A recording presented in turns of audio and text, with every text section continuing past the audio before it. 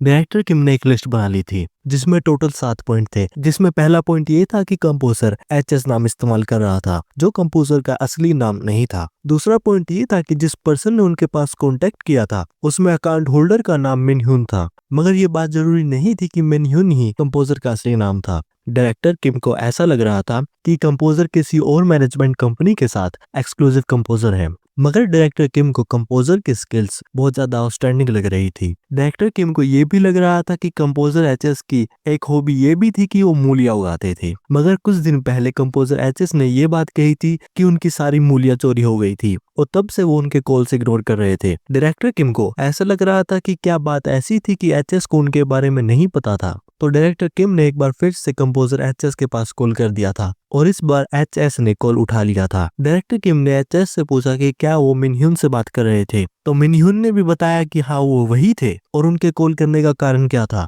तो डायरेक्टर किम ने सबसे पहले तो ये कहा कि ये बात उन्हें सुन के बहुत ज्यादा दुख हुआ कि उनकी सारी मूलियां चोरी हो गई थी। तो ये बात सुन के एचएस समझ गए थे कि ये कॉल एलएस एंटरटेनमेंट से आया था और डायरेक्टर किम को बताया कि अब सब कुछ ठीक था क्योंकि वो अपना गुस्सा कम करने के लिए कुछ दिनों से एक बोट पे फिशिंग कर रहे थे और एचएस फिशिंग एक गेम में कर रहे थे। एचएस ने डायरेक्टर किम से कॉल करने का कारण पूछा, तो डायरेक्टर किम ने बताया कि वो उनके साथ एक एक्सक्लूसिव कॉन्टैक्ट करना चाहते थे और वो एचएस से मिलकर फेस टू फेस एक मीटिंग करना चाहते थे और उन्होंने एचएस से पूछा कि वो फिर से शहर में कब आ रहे थे, मगर एचएस ने बताया कि वो शहर में ही थे। डायरेक्टर किम को ये बात बहुत ज्यादा अजीब लगी क्योंकि शहर में फिशिंग करने की कोई भी जगह नहीं थी। एचएस ने बताया कि उन्हें बात ज्यादा खींचना पसंद नहीं था, तो क्यों ना वो अगले दिन एक मीटिंग करे और सारी बातें क्लियर कर ले, और उन्होंने डायरेक्टर किम को मीटिंग का टाइम और एड्रेस बता दिया था। डायरेक्टर किम के टीम मेंबर ने उनसे पूछा कि एचएस ने उनसे क्या कहा था, तो डायरेक्टर किम ने अपने टीम मेंबर को बताया कि वो अगले पूरा दिन बाहर रहने वाले थे और डायरेक्टर किम को एचएस का नेचर देख के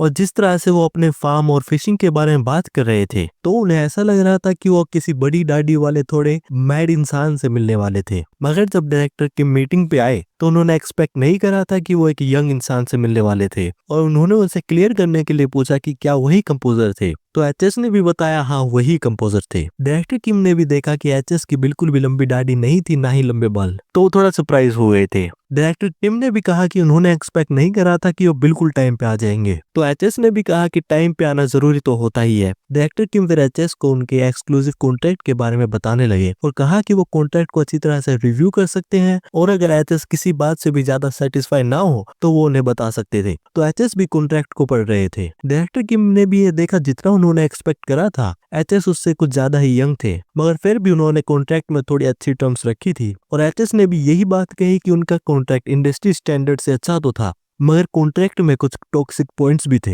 डायरेक्टर किम ने भी पूछा कि वो किन पॉइंट्स की बात कर रहे थे, तो एचएस ने बताया कि पहला पॉइंट तो ये था कि वो कॉन्ट्रैक्ट को टर्मिनेट तब तक नहीं कर सकते थे जब तक कोई नेचुरल डिजास्टर नहीं था। तो डायरेक्टर किम ने भी कहा कि उनके पास कॉन्ट्रैक्ट को टर्मिनेट करने का कोई और कारण तो नहीं हो सकता था। तो एचएस ने कहा कि उन्हें नहीं पता था कि कल उनके साथ क्या हो सकता था। एचएस ने फिर उन्हें दूसरा पॉइंट बताया और वो ये था कि गाने का कॉपीराइट एक नेगोशिएशन के थ्रू सेट होगा। तो डायरेक्टर किम भी बताने लगे कि नेगोशिएशन तो होने ही वाला था। तो एचएस ने बताया कि अगर आगे कुछ भी मुश्किल होती है तो डायरेक्टर किम अपनी कंपनी की लीगल टीम का इस्तेमाल करके कॉपीराइट की नेगोशिएशन अपने हिसाब से रख सकते थे। एचएस ने यह भी बताया कि कॉन्ट्रैक्ट का पीरियड कुछ ज्यादा ही बड़ा था और उन्हें सेटलमेंट का रेशो भी ज्यादा पसंद नहीं था और अगर वो बात सीधी कहें तो कॉन्ट्रैक्ट में सिंसियरिटी नहीं थी। डायरेक्टर किम ने भी बताया कि कॉन्ट्रैक्ट किसी भी रुकी के हिसाब से बहुत ज्यादा अच्छा था। तो एचएस भी वहां से जाने के लिए तैयार हो गए थे और उन्होंने डायरेक्टर किम को बताया कि एचएस को अपना ट्रीटमेंट उनकी स्किल्स के हिसाब से चाहिए ना ही उनके एक्सपीरियंस के हिसाब से, और वो उन्हें एक दिन का समय दे रहे हैं कि वो कॉन्ट्रैक्ट को पूरा सिंसियर तरीके से तैयार करें।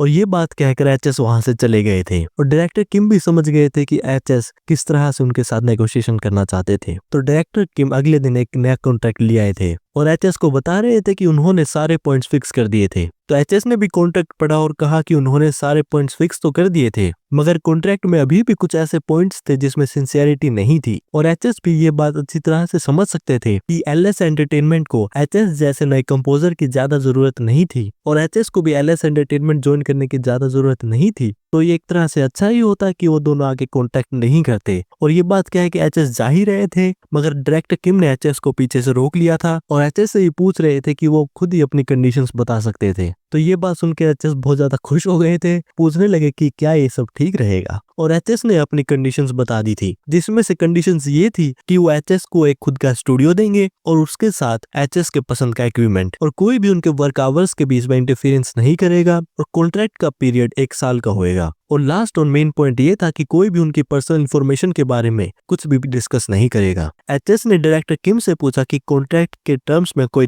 प्रॉब्लम थी, तो डायरेक्टर किम ने बताया कि उन्हें कोई भी प्रॉब्लम नहीं मिल रही थी। और डायरेक्टर किम भी समझ गए थे कि एचएस एक पूरे प्रोफेशनल थे, क्योंकि एचएस ने जो भी कंडीशंस लिखी थी वो ज्यादा नहीं थी, मगर वो उन्हें मना भी नहीं कर सकते थे। मगर उन्होंने एचएस से उनकी चौथी कंडीशन के बारे में पूछा, जो थी उनके 1 साल के बारे में, और उनसे पूछा कि क्या वो इस टर्म को बढ़ा नहीं सकते थे। तो एचएस ने बताया कि 1 साल बाद उनकी वैल्यू और ज्यादा बढ़ जाएगी, तो फिर से कॉन्ट्रैक्ट को फिर से नेगोशिएट करेंगे। डायरेक्टर किम भी देख रहे थे कि एचएस का कॉन्फिडेंस कुछ ज्यादा ही था, मगर डायरेक्टर किम ने कॉन्ट्रैक्ट के लिए एग्री कर लिया था और कॉन्ट्रैक्ट साइन हो गया था। तो कुछ समय बाद एचएस भी एलएस एंटरटेनमेंट कंपनी में आ गए थे, और उनके कॉन्ट्रैक्ट के अकॉर्डिंग उन्हें खुद का स्टूडियो दे दिया गया था। और एचएस का बिल्डिंग में आने का कारण उनका एम्प्लॉय कार्ड और उनका बिजनेस कार्ड लेना था। मगर डायरेक्टर के मैचेस को कंपनी का पूरा टूर दे रहे थे, वो उन्हें कंपनी का ऑफिस दिखा रहे थे, ऑफिस का टेरेस दिखा रहे थे, और कैफेटेरिया की भी पूरी फैसिलिटीज को दिखा रहे थे। मगर एचएस ने कहा कि ये सब देखने की बजाय वो अपना रिकॉर्डिंग स्टूडियो देखना चाहते थे। डायरेक्टर किम भी कह रहे थे कि एचएस अपने काम को लेकर कुछ ज्यादा ही क्रेजी थे, और वो उन्हें एचएस के रिकॉर्डिंग स्टूडियो में ले गए थे।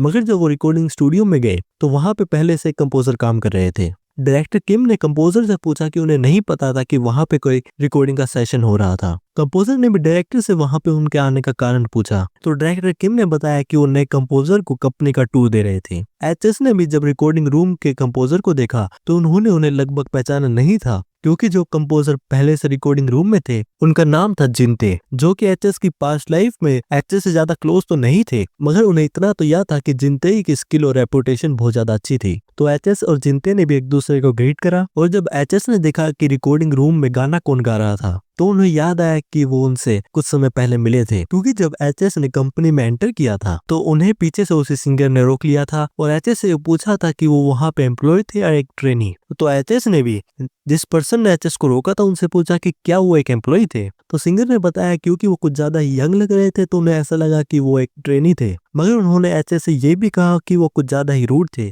और क्या उन्हें नहीं पता था कि वो किससे बात कर रहे थे। तो एचएस ने बताया कि उन्हें पता था कि वो किससे बात कर रहे थे। तो सिंगर ने कहा कि अगर उन्हें इस बात का पता था तो वो उन्हें ग्रीट क्यों नहीं कर रहे थे। एचएस ने भी देखा कि सिंगर का एटीट्यूड कुछ ज्यादा ही था और उन्हें सिंगर से बात करना कुछ ज्यादा ही मेहनत का लग रहा था, तो उन्होंने सिंगर से कहा कि उन्हें कुछ अर्जेंट काम था तो वो वहां से जा रहे थे। तो एचएस भी वहां से जा रहे थे, मगर सिंगर उन्हें पीछे से बार बार चिल्ला के रोक के बुला रही थी, और जिस सिंगर से एचएस मिले थे उनका नाम जिनी था, और एचएस को जिनी अच्छी तरह से याद थी क्योंकि जिनी जिस ग्रुप में थी वो 1 साल पहले ही डिसबैंड हुआ था और उसके बाद जिनी एक सोलो आर्टिस्ट बन गई थी, मगर अभी तक जिनी के साथ ऐसा नहीं हुआ था। तो एचएस ने कंपोजर जिनते से पूछा कि क्या वो वहां पे रिकॉर्डिंग सेशन को देख सकते थे। तो जिनते ने कहा कि उनके पास ऐसा कोई कारण नहीं था कि वो उन्हें मना करें, और जिनी भी ये देख रही थी कि दोनों कंपोजर आपस में क्या बात कर रहे थे। कंपोजर फिर से जिनी को लाइन बोलने के लिए कह रहे थे और जिनी को उनके सांस लेने के तरीकों को बदलने के लिए बता रहे थे, और उन्होंने जिनी से ये भी कह दिया था कि वो अपने आप को एक सिंगर कैसे कह सकती थी क्योंकि जिनी को बेसिक्स का भी नहीं पता था। एचएस ने डायरेक्टर किम से पूछा कि क्या कंपोजर जिनते हमेशा गाना प्रोड्यूस करते टाइम इतने पिकी है। तो डायरेक्टर किम ने बताया कि कंपोजर जिनते ज्यादातर ऐसे नहीं है, मगर क्योंकि जिनी की लास्ट एल्बम कंपोजर जिनते ने ही प्रोड्यूस करी थी और वो बिल्कुल फ्लॉप हो गई थी, और अगर इस बार भी रिजल्ट अच्छे नहीं आए तो ये सिर्फ जिनी के करियर के लिए ही नहीं, साथ साथ कंपोजर जिनते के भी करियर के लिए भी बुरा हो सकता था। एचएस भी देख रहे थे कि कंपोजर जिनते जिस अप्रोच का इस्तेमाल कर रहे थे वो गलत था, और कंपोजर जिनते जिस तरह से कंपोज कर रहे थे वहां पे उसका रिवर्स होना चाहिए था। उन्होंने डायरेक्टर किम से पूछा कि क्या वो एक ट्राई कर सकते थे। तो डायरेक्टर किम ने भी पूछा कि वो क्या ट्राई करना चाहते थे। तो एचएस ने बताया कि वो जिनी के साथ मिलकर एक गाना प्रोड्यूस करना चाहते थे। सब्सक्राइब